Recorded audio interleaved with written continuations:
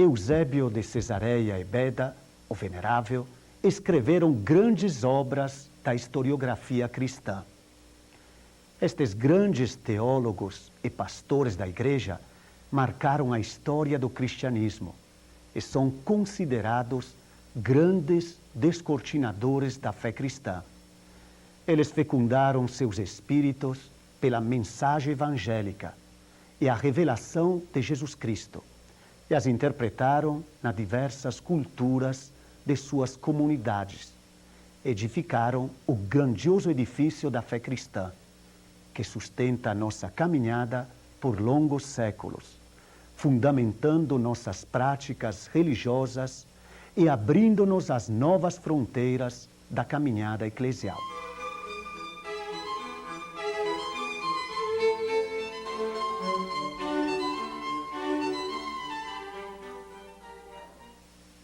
A palavra de Deus é a matéria-prima da teologia dos Santos Padres. Como os cristãos devem entender a Sagrada Escritura?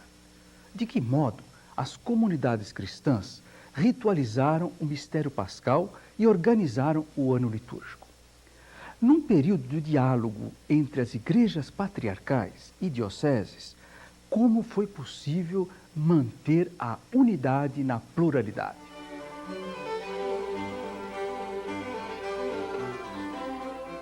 Reencontrar nos padres e nas mães da Igreja a genuína mensagem cristã. Esta é a melhor elaboração do querigma evangélico. Eis a obra de Orígenes. Ainda hoje nós nos inspiramos na vida litúrgica daquelas comunidades de Jerusalém. Eis o diário de Egéria. A vida cristã viveu um diálogo permanente e fecundo. A busca das verdades cristãs na sua fonte principal, os evangelhos, foi um trabalho precioso dos grandes teólogos da patrística. No século III, um grande padre da igreja, Orígenes, nos aponta alguns métodos de interpretação bíblica. Orígenes é discípulo de Clemente de Alexandria, tem uma vida austera e uma grande erudição. Escreveu as Hexapla, que é a Sagrada Escritura em 6 línguas. É o autor de Contra Celso, uma apologética sobre os princípios dogmáticos, a oração e o martírio. Sua doutrina destaca que Deus é o princípio absoluto da criação. Embora se revele em todas as criaturas, como o sol que nos toca por seus raios, sua revelação frontal é o Logos, que é o Cristo. Sua contribuição é o método de interpretação bíblica. Os textos bíblicos devem ser entendidos a partir do estilo narrativo dos seus autores. Muitos textos devem ser entendidos de forma literal, pois revelam eventos históricos e ensinamentos fundamentais. Este método exige grande discernimento, pois se for mal utilizado, provoca o fundamentalismo. Muitas histórias do Antigo Testamento e as parábolas bíblicas são narrativas alegóricas, apresentadas como mitos que expressam verdades fundamentais de Deus e de seu povo. Deus faz aliança com seu povo e participa de sua história. A plenitude desta aliança é Jesus Cristo. A interpretação tipológica é a compreensão dos eventos e dos personagens do Antigo Testamento como figuras do Novo Testamento. A revelação cristã plenifica todas as revelações e todas as alianças dos povos.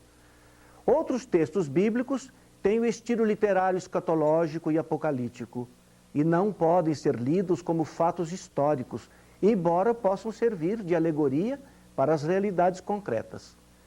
Os textos de interpretação moral são os textos exortativos, que expressam as verdades da doutrina ética e moral, tanto pessoal quanto social. Do mesmo modo, os textos de interpretação espiritual revelam a palavra de Deus como fonte e fecundação da mística cristã. Toda a Sagrada Escritura é um livro de espiritualidade. Alguns textos específicos expressam caminhos da vida espiritual, como os hinos, preces, salmodias e atitudes de conversão da pessoa a Jesus Cristo e seu projeto. Com Orígenes, aprendemos a nos aproximar da palavra bíblica, sem instrumentalização, mas com sabedoria e discernimento. Entre os séculos III e IV, surge um texto com estilo narrativo e jornalístico, escrito por Egéria, uma piedosa mulher do Ocidente, que visita os lugares bíblicos e relata a vida litúrgica dos cristãos de Jerusalém. Herdamos seu testemunho, diário de uma viagem. Egéria descreve com beleza e precisão as celebrações litúrgicas da comunidade por onde passou. Ela relata as celebrações dominicais, as liturgias quaresmais e, sobretudo, as liturgias da Semana Santa, com especial destaque para as celebrações do Tríduo Pascal. É curioso como a comunidade de Jerusalém procurava celebrar os eventos históricos da vida de Jesus Cristo dentro de um projeto de ano litúrgico, revivendo as horas, os locais e relendo os textos bíblicos de forma solene e com grande participação. O Diário de Egéria é, em nossos dias, uma das fontes mais preciosas para o conhecimento da origem das celebrações litúrgicas cristãs. Num grande mutirão das comunidades cristãs, neste período, são divididos os textos bíblicos para as leituras diárias, são escritos prefácios, orações e antífonas. A igreja cristã crescia em vigor, ternura, graça e testemunho. Os mártires fecundavam pelo exemplo a vida dos fiéis. As grandes questões dogmáticas, litúrgicas e eclesiais são assumidas por todas as comunidades. Acontecem os grandes sínodos por regiões e os grandes concílios da igreja, unificando todos os teólogos e pastores para definir com sabedoria e veracidade o credo dos cristãos. A grande videira da comunidade cristã fortalecia o tronco da sua fé pela seiva do Espírito Santo.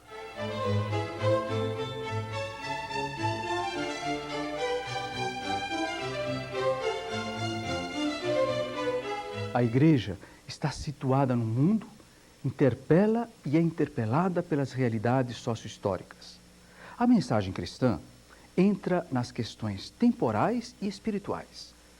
Qual a importância das chamadas heresias na formulação da fé cristã? Quais seriam os rumos da patrística sem o Edito de Milão? A unificação Igreja-Estado, que inaugurou a cristandade, foi um bem para o cristianismo?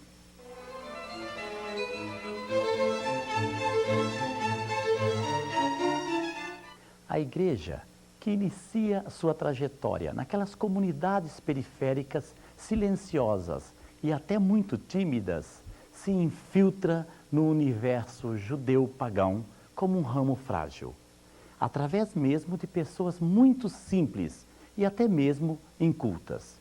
Ela se espalha por todos os recantos, penetra nas academias, nos círculos políticos e nas organizações sociais.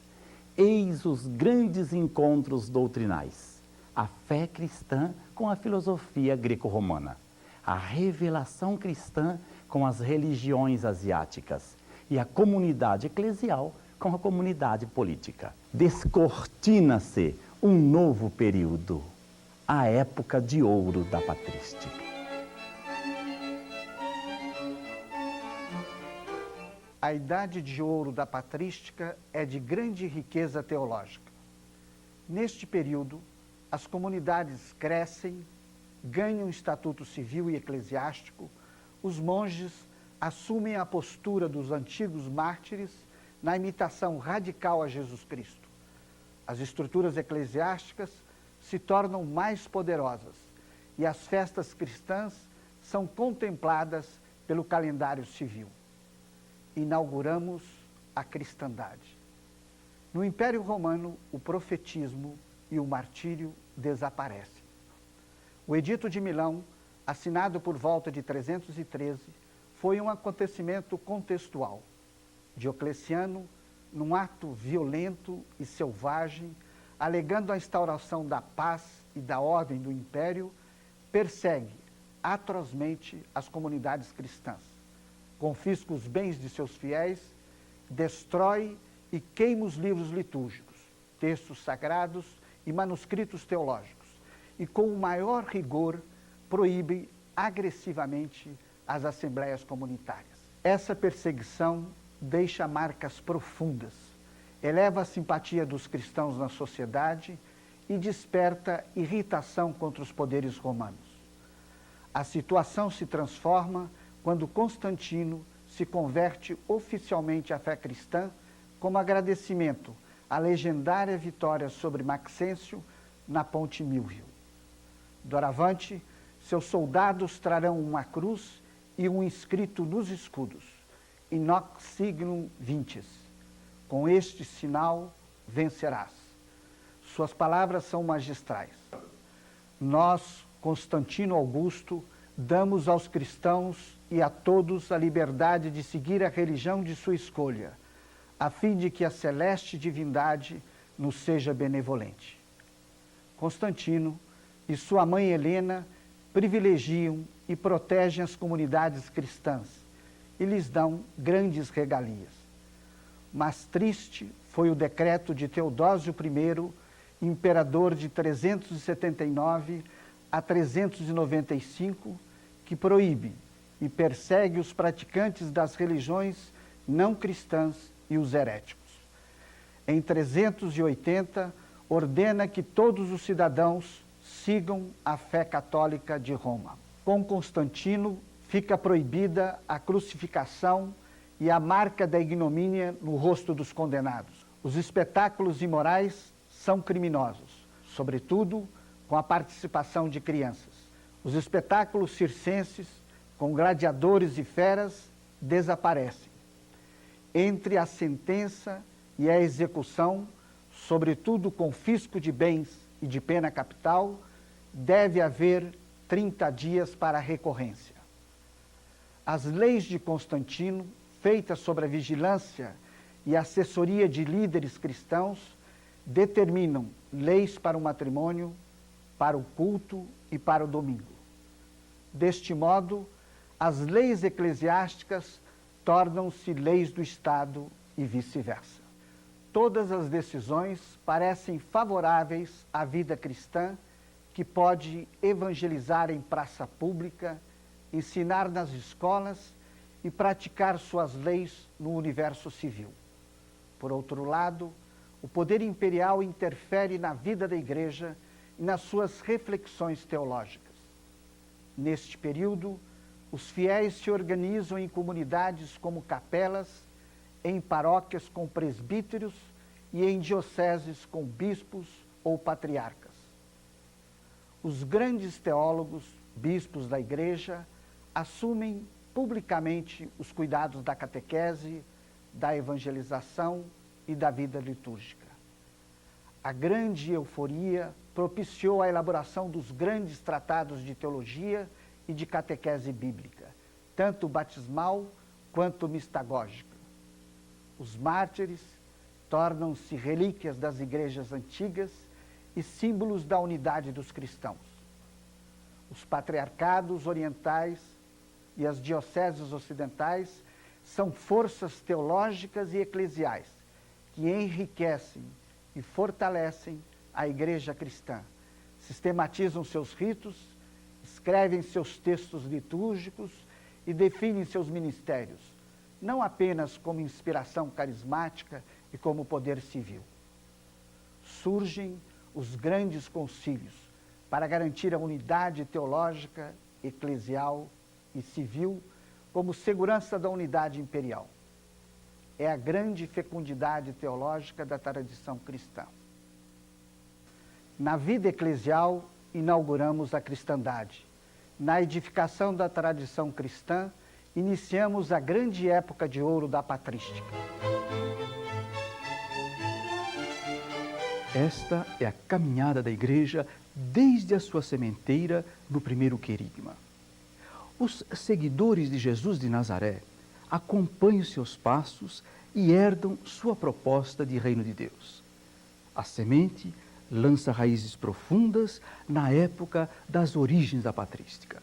Seu tronco vai se fortalecendo com as escolas teológicas, com a formulação dos conceitos, com a organização eclesial. Nos séculos que virão, a patrística, com formidável capacidade de diálogo e comunhão, vai lançar os ramos da fé cristã. A época de ouro é um período de grande esplendor da tradição eclesial.